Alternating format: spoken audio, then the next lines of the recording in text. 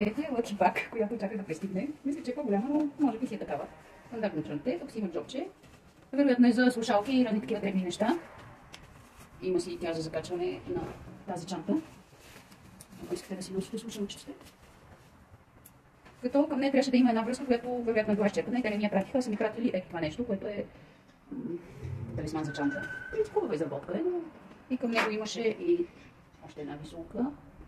И това е карабинерчето, което с няколко функции, сега не помня какви са. И понеже не ми дойде връзката, си поръчах нова за телефон. Вероятно не са били изчерпани, са пуснали новите. Това е връзката на пинчите.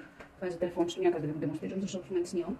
Като тук имаме една екстра кърпичка, с която да си върши стъпката преди да снимам. Изобщо пинчите доста им е добро качеството. Това си име с логото. Тук винаги има едни стикерчета, които слагат в опаковките. Това е самата опаковка. И принципно това нещо би трябвало да се закачи ето тук някъде, за да може да носите и телефона, и слушалките. Това е въпросното, че те е Lucky Bag. Късмет ли сте чантичка?